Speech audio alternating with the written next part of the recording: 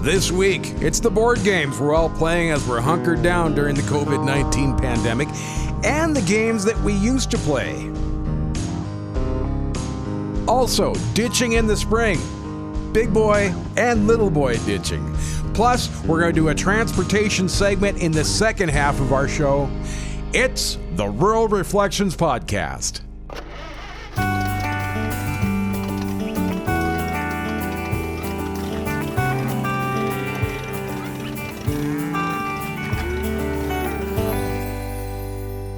Welcome to another edition of the Rural Reflections Podcast. Grant Nelson here at the studios of Thief River Falls Radio, and Dave Nelson, who also co-hosts, is somewhere abroad today, Dave.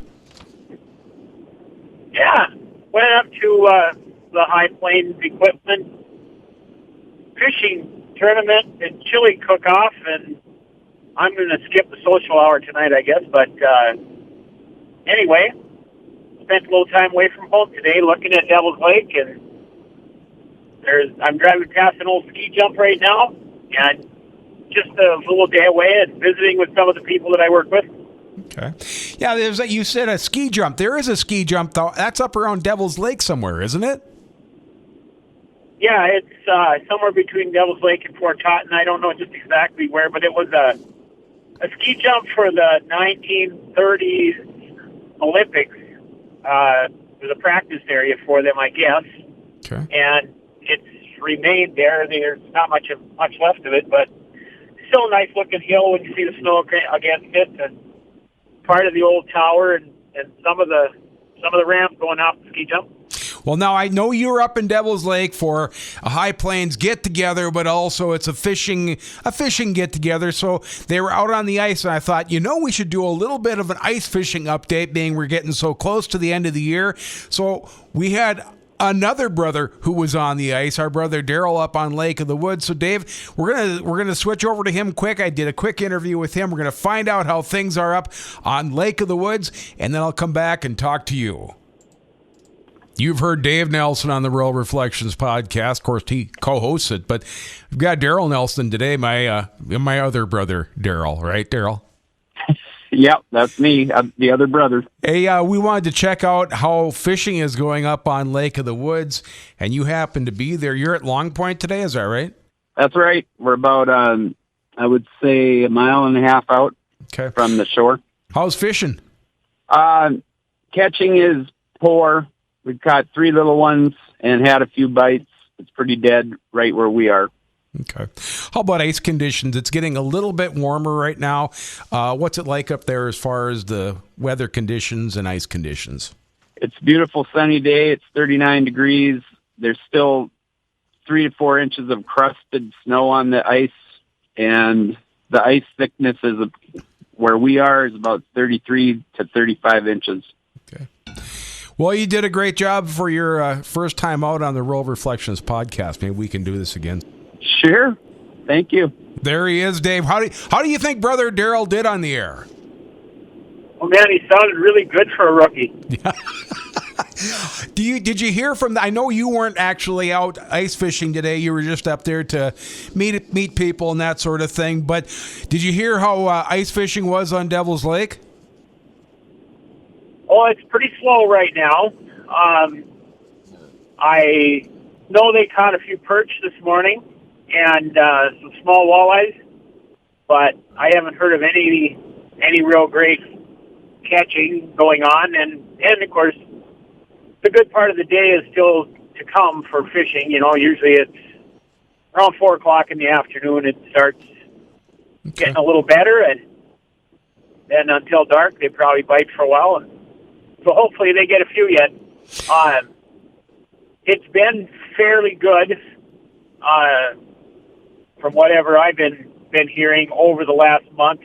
After it warmed up a little bit, then it's picked up some. So it's only fair. I can't brag. And one of the reasons I could judge that it wasn't very good is as I was going east out of Devil's Lake, every vehicle that passed me either had Minnesota or Wisconsin plates on it, and a four-wheeler behind it or a fish house or something. So those guys are headed home already, and they would still have rest of the day and tomorrow to fish if they were going to fish for the weekend. So I don't think it's anything but fair here. Okay. Well, a lot of the areas are starting to pull off their ice fishing houses, so it is coming towards the end of the season. Now, for the uninitiated, this is the coffee talk portion of the Rural Reflections podcast. Dave and I talk about a myriad things. A lot of chit-chat goes on in that first half of the show, and then we usually kind of settle down into a couple of subject topics in the second half. Now, something I always have to talk about a little bit, I know,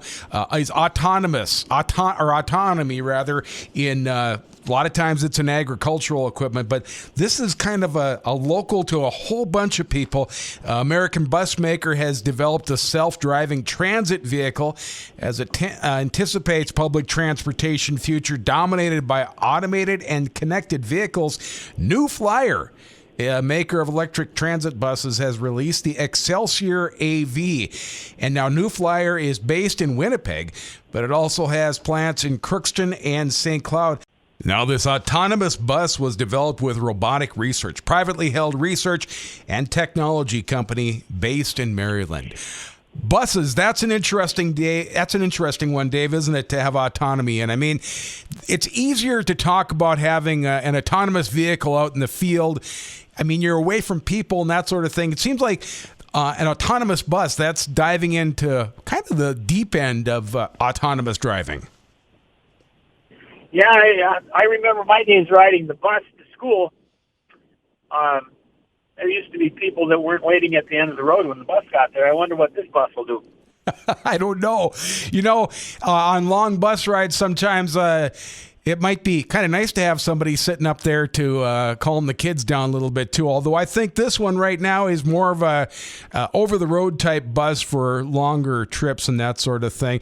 And it's all in development right now. I think we're a ways off, although I think what we're going to see as far as people movers, we'll see it on campuses like entertainment parks or large hospital campuses. That'll be the first place we see any autonomy as far as people movers. Let's take a break. We've talked about fishing. We've talked about new stuff. Let's kind of dig into farming in the second half. This is the Rural Reflections Podcast.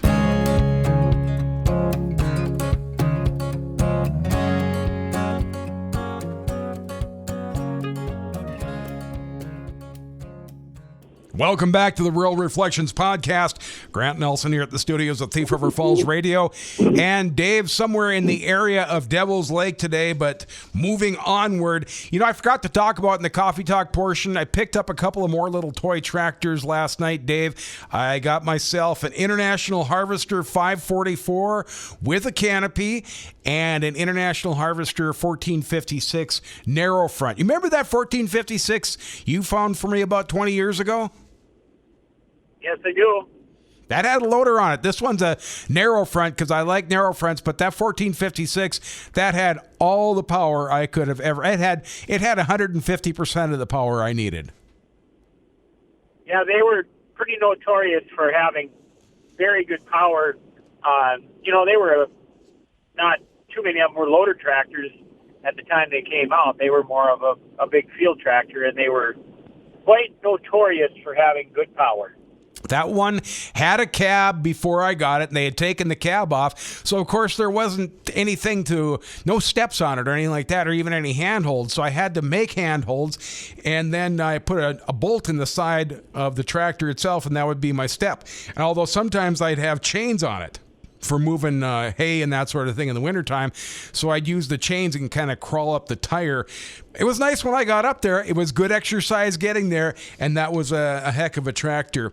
I was taking a look at some things. We like to talk about old times in agriculture, and I'm a big fan of Loudon things, anything Loudon as far as cupolas or hay trolleys, any of that sort of thing. And I was just looking up a little bit of information that it was started by William Loudon. That was an American engineering, manufacturing, and design company, started in 1867. And of course, hay carriers, or hay trolleys as I call them, were a big part of that company. Now, putting up loose hay was a nice way to put hay up back in the old days, but I don't know, Dave, I think even with a good hay trolley, people probably wouldn't like the idea of loose hay nowadays. They probably want something a little bit more modern. Yeah, I think so. It's too hard to handle with anything but by hand, basically. And people don't like to feed their cattle with a fork anymore. They want to grab a hold of a bale, and they would like to have a bale processor to grind it up so it's palatable for the cattle and stuff. So I can understand why the demise of the hay trolley and storing it upstairs in your barn, because there really aren't any milk barns like that anymore where they're storing hay up. So too bad they're gone, but they're living on after people are done using them, and you're making them into all kinds of decorative things. So they're still out there. Yeah, that's for sure. Yeah, that's the truth. I make them into lamps sometimes, or hanging lamps, that sort of thing, with the hay trolleys. And of course, you talked about barns too. The barns aren't built for it, and in the old days, they had to make sure those were very well ventilated. And of course, Loudon made the cupola, and the cupola was all about ventilating the barn out to keep that hay nice and dry.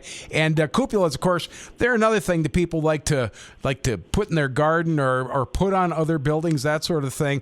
Cupolas, though, really they were all about ventilation in the old barns. Yeah, and they made it was kind of like putting the crown on top of the barn.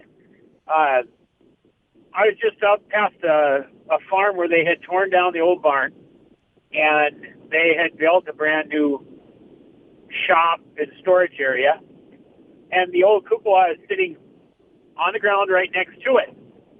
So I'm suspecting that old cupola is going to be on top of the new shop at some time, or maybe it'll just be mounted alongside just as a memory of the old barn. You know, that would be nice. What a nice way to keep a little bit of tradition going. I agree with you. They look like a crown. I picked up a cupola from a barn that our mom and dad had way back when they rented their first farm. And when they tore down the barn, I got that cupola and I set it up in the front of our yard on top of an area that's kind of like a patio, that sort of thing. And I sure like it. It makes me feel good every morning when I get up. Matter of fact, I got up this morning and I opened up the curtains and I just had to sit there and stare at it a little bit. It just it brought me back in time. You know what I mean? Yeah, it is. I remember there was one over by Thief River that we used to drive by all the time that had gotten blown off by a tornado and wasn't really all that injured. It just sat alongside the barn for many, many years on the ground. And you got to treat that old stuff with a little bit of reverence yet. I mean, most everybody doesn't care about anything old anymore, but older I get, the more I care about old stuff. Yeah, I almost see it as kind of a companion. It's like, I got to give some respect to that thing because I'd like a little respect as I get older, too. Hey, Dave, before I let you go, can you tell us how things are out there in the Carrington area? Are you seeing, is it all brown ground? It's almost all brown around here right now. We're mostly snow-free. It's pretty much all brown around here. At Woodland Resort this morning, the driveways and stuff are all kind of muddy and brown. And there's a little bit of snow in the trees. It's probably dripping, a little bit of water out onto things. But by and large, it's pretty much all brown around here and 50 above today. Well, we got the fishing report. We talked about toy tractors. We talked about hay trolleys. We talked about cupolas. I think we've talked about everything, at least for this week, Dave. We'll talk to you next week, okay? All right, bye, Grant. Bye-bye. There he is, my brother Dave, who's on a roving commission this week from the Rural Reflections podcast. He's out from Carrington, North Dakota. I'm Grant Nelson here at the studios of Thief River Falls Radio, and this is the Rural Reflections podcast.